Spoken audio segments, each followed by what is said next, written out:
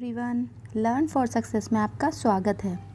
पिछली वीडियो में हमने क्लास 8 की संस्कृत के पहले चैप्टर को एक्सप्लेन किया था और इसकी एक्सरसाइज भी की थी। तो आज हम इसके सेकंड चैप्टर को रीड करेंगे। तो चलिए स्टार्ट करते हैं। द्वितीयः पाठः, पाठ दूसरा है हमारा। बिलस्य वाणी न कदापि में श्रोता। बिल को बोलते हुए, बिलस्य वाणी न, बिल को बोलते हुए, कदापि कभी नहीं, श्रोता सुना। बिल को बोलते हुए मैंने कभी नहीं सुना, अर्थात गुफा को।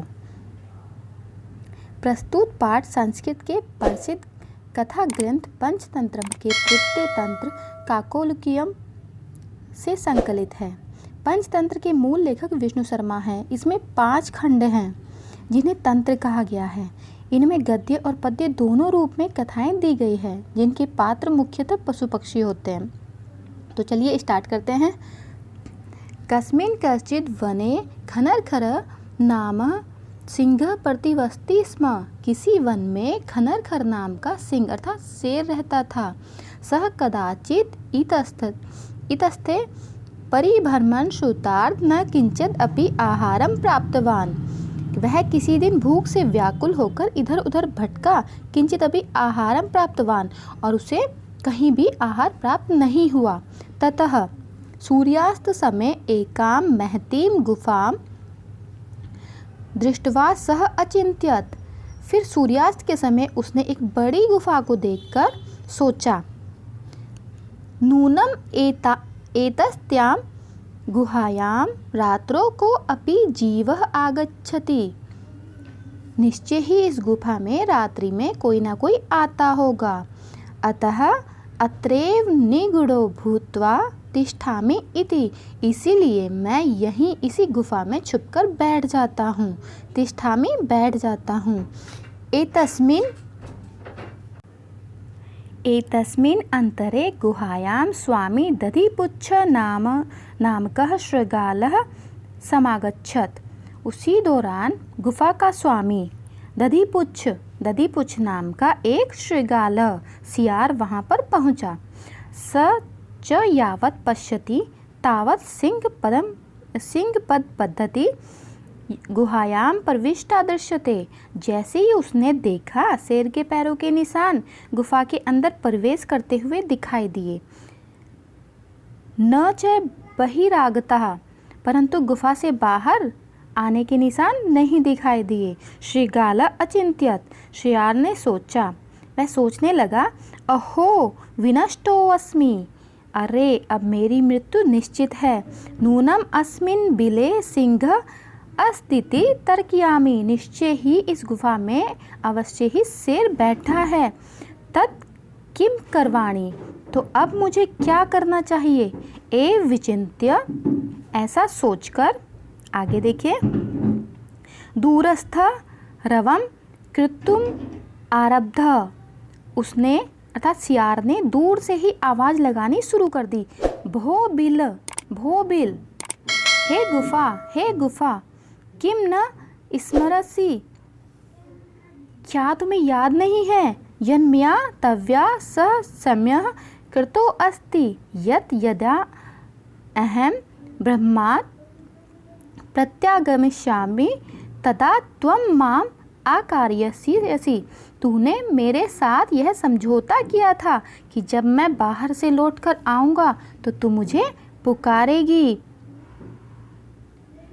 यदि त्वं माम न आह्वयसि तर्हि अहम द्वितीयं बिलं यास्यामि इति। यदि तू मुझे नहीं पुकारेगी तो मैं किसी दूसरे बिल में चला जाऊंगा। अथ एतच्छ्रुत्वा सिंह अचिंत्यत, अब ये बात सुनकर शेर ने सोचा, नूनम मेषा गुहा स्वामिनः सदा समावान करोति।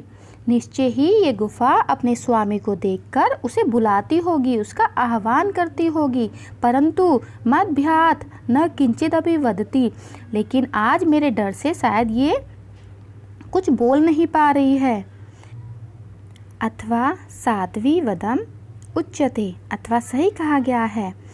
भयसन त्रस्त मनसाम हस्तपादादिकः क्रियाः, अर्थात जिसके मन में भय समा गया हो, उसके हाथ पैर की क्रियाएं काम नहीं करती। परवन्ते न वाणी च वेपुतश्च आधिक्यो भवेत। न ही उसकी वाणी निकलती है और न ही उसके शरीर का कंपन कम होता है, अर्थात कंपन बढ़ जाता है। आगे देखिए, तद अहम अस्य आह्वानाम करोति, तो फिर मैं भी इसको पुकारूंगा, अर्थात इसका आह्वान करूंगा। एवं स बिले प्रविश्य मैं भोज्यम भविष्यति, इस प्रकार वह गुफा में प्रवेश करेगा और मेरा भोजन बन जाएगा। इत्थम विचार्य सिंह सहसा शृगालस्य आह्वानं करोत्, तो ऐसा सोचकर शेर ने अचानक सियार को पुकारना शुरू कर दिया। सिंहस्य उच्च गर्जनः, शेर ऊंची गर्जन के साथ गुफा में से बोलने लगा। प्रतिध्वनि सा गुहा उच्च शृगालम आहवत, वह बहुत ऊंची ध्वनि में प्रतिध्वनि करने लगा, अर्थात उसे पुकारने लगा। अनेन अन्ये अपि पशवः भयभीता अभवन्, इस ध्वनि के द्वारा अन्य जितने भी जानवर थे वो भी भयभीत हो गए। शृगालो अपि ततः दूरम पलायमानः, सियार ने भी दूर भागते हुए यह कहा। अनागतम यह कुरुते सह शोभते, सह सोच्यते यो न करोत्यन आगतम वने अत्र संस्थस्य समागता जरा बिलस्य वाणी न गदापि में श्रुता, अर्थात अनागतम यह कुरुते स शोभते, आई हुई विपत्ति के बारे में जो सोच समझकर कार्य करता है वही शोभा पाता है। स सोच्यते यो न करोत्यम आगतम, जो बिना सोचे समझे कार्य करता है उसे दुख प्राप्त होता है। वने अत्र संस्था से समागता जरा, इस वन में रहते हुए भी मैं बूढ़ा हो गया हूँ। बिलस्य वाणी ने कदापि में श्रुता, परंतु गुफा को बोलते हुए मैंने कभी नहीं सुना। और ये कह के जो सियार था वो वहाँ से भाग गया और शेर देखता रह गया। तो ये था हमारा चैप्टर। आप सबको कैसा लगा? आइए इसके शब्दार्थ देख लेते हैं। कस्मिन कश्चित, अर्थात किसी वन में, शुद्धार्थ शुद्धा प्लस आर्तः, भूख से व्याकुल, अंतरे बीच में, निगुणो भूत्वा छिपकर, सिंह पद पद्धति है, शेर के पैरों के चिन्ह, रवः शब्द या आवाज, यावत तावत जब तक, समय शर्त, बाह्यात बाहर से, यदि त्रही अगर या तो, तत्श्रुत्वा वह सुनकर, भयसंत्रस्त मनसाम, डरे हुए मन वालों का, हस्त पाद आदि का, हाथ पैर आदि से संबंधित, वेपतुः कंपन, भोज्यम भोजन योग्य पदार्थ, सहसा अचानक या एकाएक, अनागतम आने वाले दुख को, सोच्यते चिंतनीय होता है, संस्थस्य रहते हुए, जरा बुढ़ापा, कुरुते निराकरण करता है, बिलस्य बिल का। तो ये थे हमारे शब्दार्थ।